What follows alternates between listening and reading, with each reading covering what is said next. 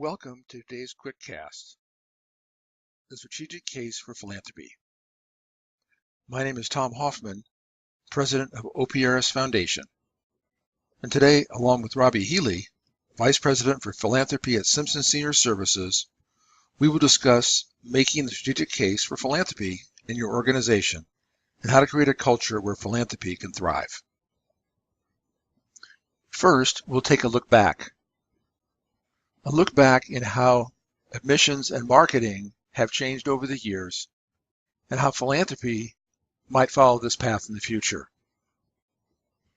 Back from the 70s into the 1980s, many people thought of things such as sales and marketing as dirty words. Today, philanthropy, although probably not seen as a dirty word, can be misunderstood. What happened as years went on is it was realized that to keep census at hopeful levels, things like marketing and sales had to happen. Today, marketing is a core tactic to accomplish any organization's mission. Effective branding and advertising programs happen all the time. And sales departments that are customer-focused are a key for the success of organizations for the future. We think that now philanthropy can be next. For decades, many senior living communities have been the beneficiaries of bequests, gifts of real estate, memorials, and tribute gifts, many times unsolicited.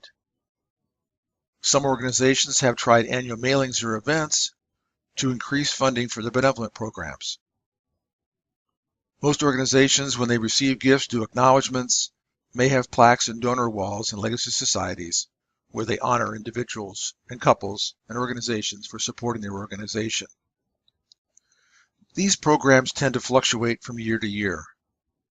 Staff may or may not be assigned to oversee acknowledgement and stewardship programs.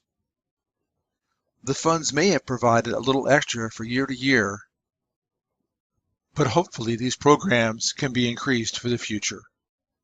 Just as admissions move to marketing to successful organizations today, philanthropy can hopefully make this same transition for the future. Let's first look at where does money come from. Operating revenue is certainly the largest source, public funding, government contracts, and today's topic, philanthropy, all are important parts of the revenue stream for not-for-profit aging services organizations. One of our goals is to have philanthropy seen as a viable part of this chart for the future. Where are we today? Let's put our programs in three buckets. One, where no program exists. Once again, gifts may come in, but there is no proactive part to the program. Two, the program has started and stopped over the years, maybe many times. And third, small to medium programs that have been strong but want to grow for the future. In my own experience, 15 or 20 years ago, many organizations in aging services were in the left-hand bucket, the no program exists. Now what has happened over the years is more programs have moved to the middle bucket, where programs have been started and stopped. There has not been the investment ongoing to see these programs through. A few have made it to the right-hand bucket, small or medium programs which have made steady increases, have invested in staff, and have helped these programs to grow for the future. The goal here is to not be in the middle bucket. Our next chart shows us what can happen in this situation. If there's not a commitment, you really should not start. If you do, and you stop and start as we've discussed, it can actually put you, as our man on the screen shows, into a deeper hole. It's a trust level that we're talking about here. Trusting that the gifts the donors have made in the past have actually gone to their purpose and made a difference. You want a program that's not below ground, but above ground and can grow for the future. So let's talk about a couple key tactics in this area. One is the theme of donor-centric. Some call this donor-centered. The message here is that the donor gives the direction to where the support should go. We, as the development department or foundation, should be working with this donor to accomplish their goals and dreams through their gift. It's being donor-centered or donor-centric with them. Next, we can many times learn from other types of organizations how they have grown their philanthropy programs. As an example, higher education. Although we may think that we cannot have programs like theirs because of their size and history, many times we can use their tactics and strategies to improve our programs, whether it's hiring gift officers, more specific grant programs, stewardship efforts. We can learn from other organizations to help philanthropy and from higher education benefit our work with aging service organizations. 3, our goal is that philanthropy is seen as a robust, productive revenue stream, supporting critical mission projects and operations. This is an important mindset for our leaders to have. Otherwise, the investment necessary to make this successful will not happen. And once again, similar to the first bullet on this page, focus on donor engagement and matching donor aspirations is the key, especially when it comes to any major gift programs for aging services organizations. Let's talk a bit about the development plans and how they evolve through an organization. It comes in 3 steps. First is the overall plan of the organization that is board developed and board approved. Hopefully there'll be factors in this plan that will lead to efforts that involve philanthropy. This could be a new program, a new building, a new initiative, or growing existing support for the organization. Out of this, the organization will develop their business plan.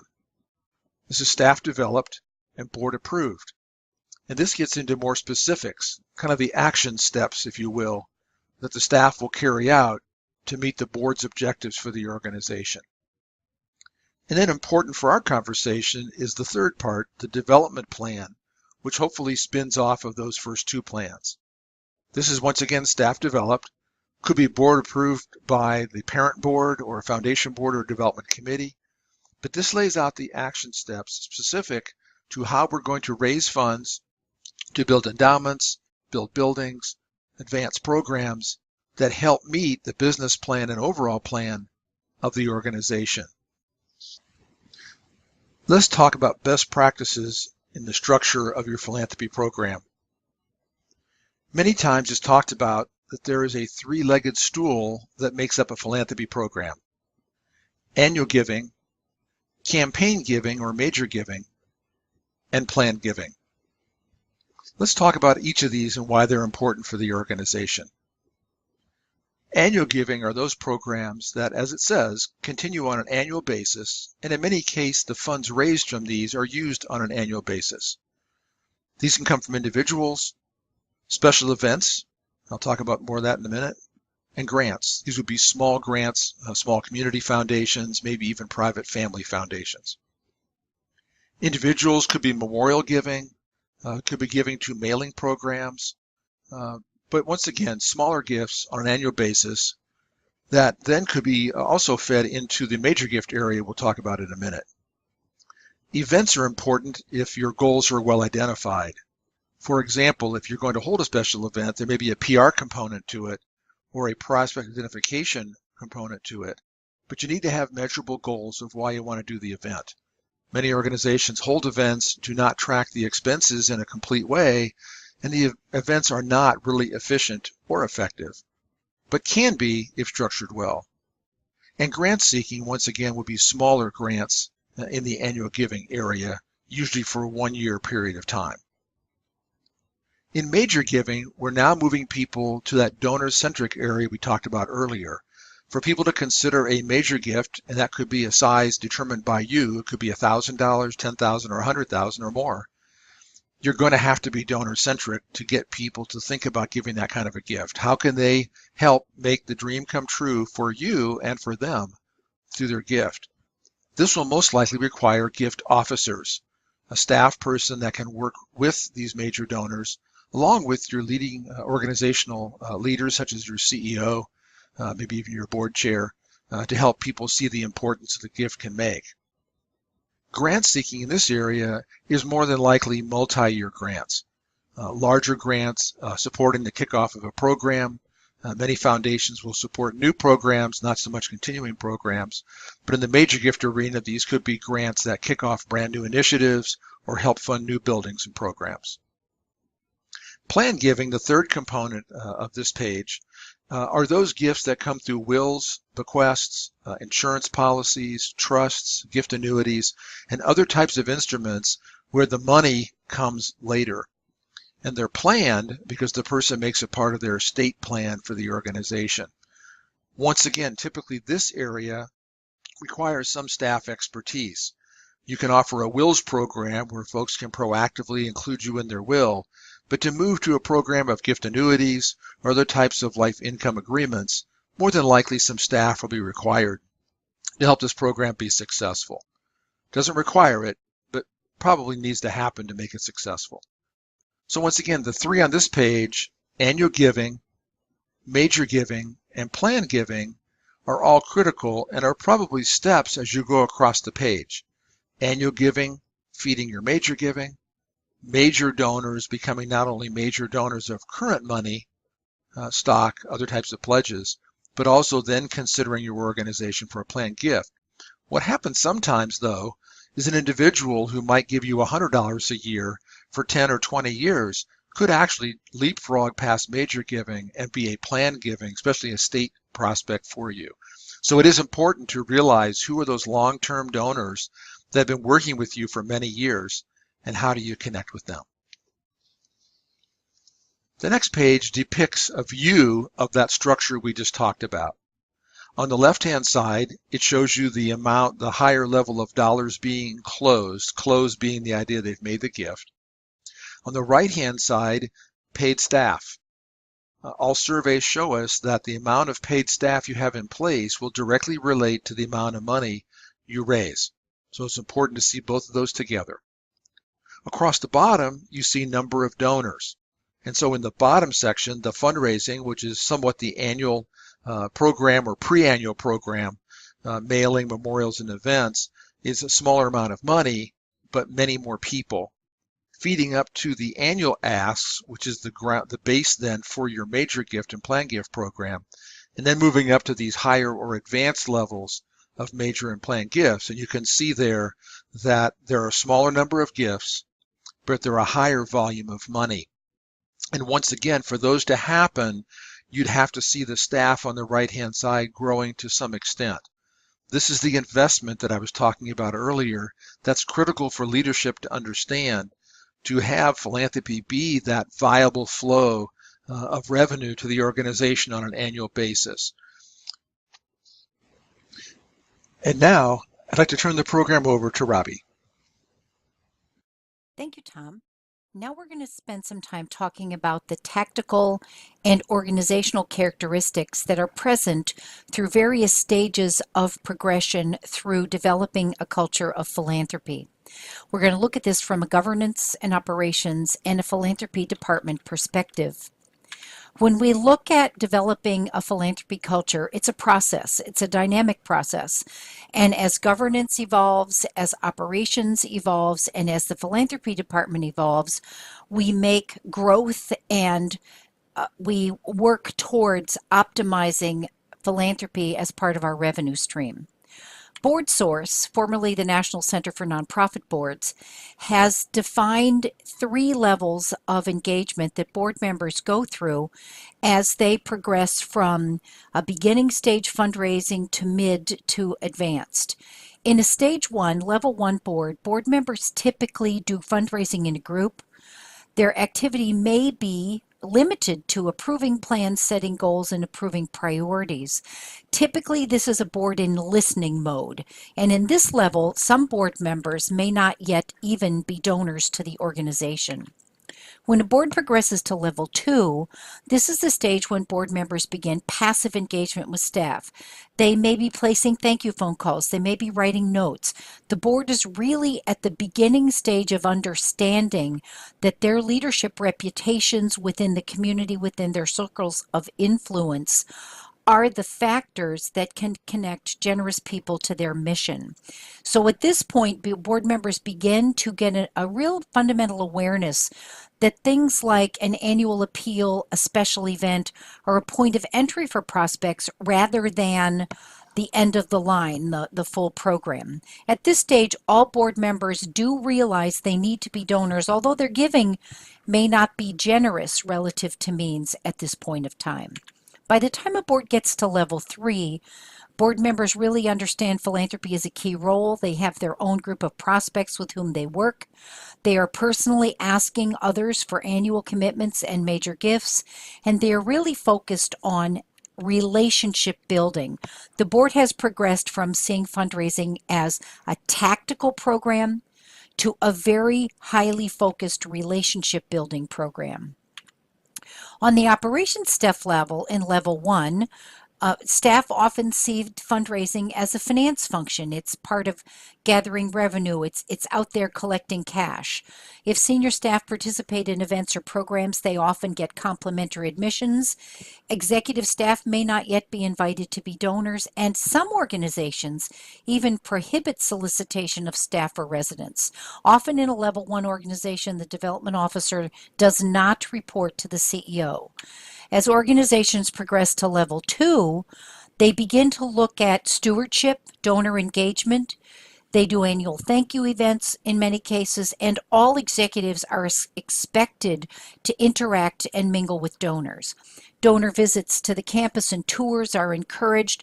Program staff at this level are invited to participate, and some of them may actually see this as an interruption in their real work.